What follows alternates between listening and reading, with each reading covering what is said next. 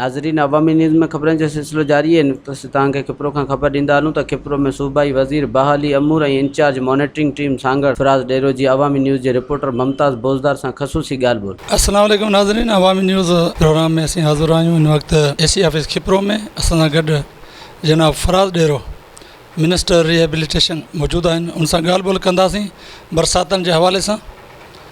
साईं, अवां monitoring team Sanghar जा इंचार्ज थिया आहियो, अवां जे बिले कहिड़ो कमु कयो वियो आहे?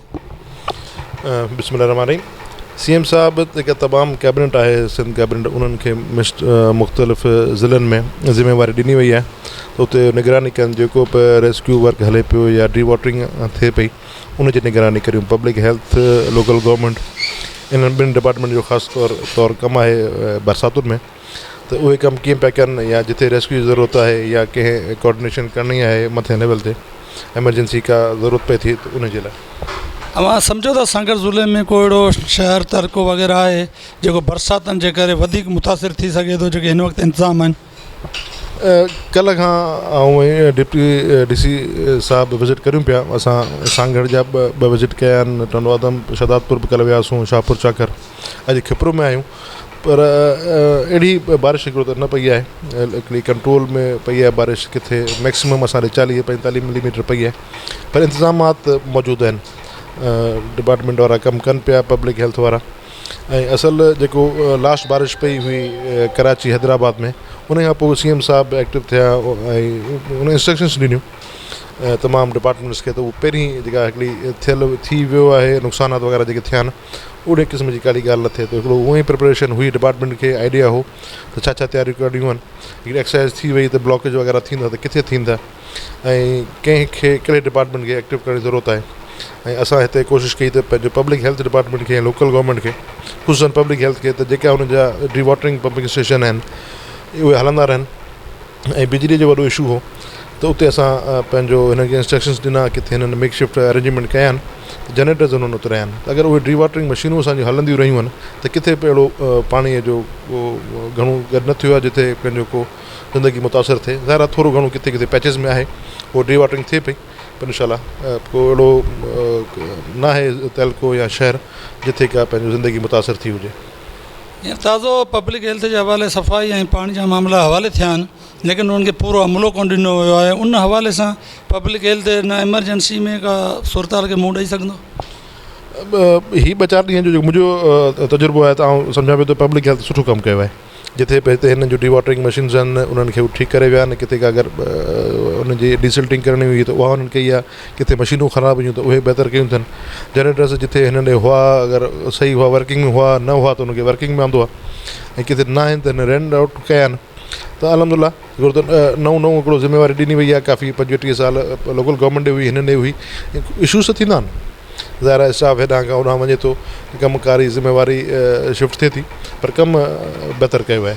सांगड़ ज़िले जे अक्सर शहरनि जो ख़ासि करे तलके खिपरे जो पाणी निकाल जी का जाइ मख़सूस कोन्हे। ऐं हीउ जेको गटर वारो पाणी आहे इहो नारा कैनाल या वहंदड़ वाहनि में इस्तेमालु थिए थो। अहिड़ियूं शिकायतूं रिपोर्टूं बि आयूं आहिनि। ऐं पीअण जे पाणी में हीउ पाणी जॾहिं मिलंदो त उनजो नुक़सानु कोन थींदो? जे हींअर बरसातनि जी ज़रूरत में जॾहिं वधीक बरसातूं पवंदियूं पोइ इहो पाणी केॾांहुं निकाल थींदो जॾहिं जॻह का मख़सूस कोन्हे? तव्हां सही ॻाल्हि था करियो। अगरि ज़ाहिर आहे पंहिंजो पीअण जो पाणी ऐं जेको ड्रेन आउट थियल पाणी मिक्स थींदो त नुक़सान ई थींदा, पर डिस्पोज़ल वग़ैरह आहिनि हिते। ऐं हिते बि हूअं असांजी गवर्नमेंट आई आहे त उन खां पोइ या चेयरमैन साहबु आहे वसीम, उहो कमु करे पियो। अदी शाज़िया हिते रही आहे त उन तव्हां ॾिठो त डेवलपमेंट जा कम तमामु घणा कराया आहिनि पोएं टिन्योर में, हिन टिन्योर में। जेके बि इशूज़ आहिनि उहे इंशाल्लाह रिज़ॉल्व करणा आहिनि। असांजी ज़िम्मेवारी आहे, माण्हुनि एतमाद कयो आहे। हिते तव्हां ॾिसो त जॾहिं खां पाकिस्तान ठहियो 40-50 साल खां पीपुल्स पार्टीअ खे सीटूं न मिलंदी हुई, पर हाणे अदी खे लास्ट कामयाबु करायो आहे हिते जे माण्हुनि। ऐं उनजे कम खे ॾिसी वरी ॿियो दफ़ो उनखे मौक़ो मिलियो आहे। जेके बि इशूज़ आहिनि इंशाल्लाह असांजी गवर्नमेंट कमु करे पई ऐं रिज़ॉल्व कंदासीं।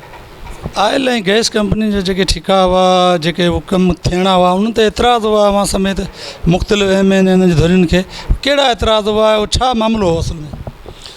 ॾिसो, हिकिड़ो कमु करण जी गुंजाइश आहे ऐं हर को माण्हू चए थो त मुंहिंजे हल्के में मुंहिंजो कमु घणा थियनि पर एतिरा कम नथा थी सघनि अगरि आउं 6 स्कीमूं प्रपोज़ थो करियां त मुंहिंजी 2 या 3 थींदियूं सभु न थी सघंदियूं इन क़िस्म जा इशू आहे कंहिं चए थो त असां ॾे वधीक पंहिंजो फंड अचनि असांजे हल्के में कमु वधीक थिए माण्हुनि जो प्रेशर आहे जीअं हींअर तव्हां खिपरे जी ॻाल्हि कई ज़ाहिर आहे हिते लोकल MPMNAs आहिनि सेनेटर आहे त उन्हनि खे आवाम जी प्रेशर हूंदो त उहे बि इहा ॻाल्हि अॻिते पंहिंजो कन्वे थी त हर को चाहे थो त असां ॾे कमु वधीक अचनि बाक़ी अहिड़ो को मेजर इशू न आहे island gas company development authority जो चेयरमैन आहे मलिक शौकीन हुन जी प्रेस कॉन्फ्रेंस हुई त हाणे कमीशन वमीशन कंहिंखे कोन मिलंदी कमु थींदा ऐं आसिफ़ ज़रदार जो हुकुम आहे पोइ इन जो बयानु ॾियण जी ज़रूरत छो महसूसु अथई सुठी ॻाल्हि आहे इहो त करप्शन न थियणु खपे अगरि इहो बयानु ॾिनो आहे ऐं त पंहिंजो तव्हां नथा छा सम्झो त इहे हुजणु खपे करप्शन न हुजणु खपे हर शइ फेयर हुजणु खपे ऐं पार्टीअ जी असांजी लीडरशिप जी इहे ई इंस्ट्रक्शन्स आहिनि चेयरमैन हुजे को चेयरमैन हुजे CM साहब आहिनि त इहे ई इंस्ट्रक्शन आहे त पंहिंजो जेके बि जिते लीकेजिस आहिनि या जिते करप्शन थी आहे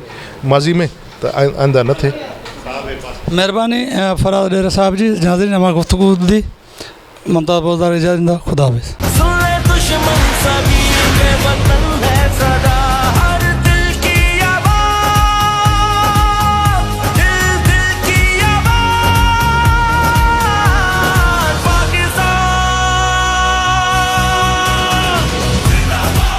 वधीक ख़बरनि ऐं तफ़सील लाइ विज़िट कयो अवामी news Facebook page YouTube page ऐं अवामी न्यूज़ वेबसाइट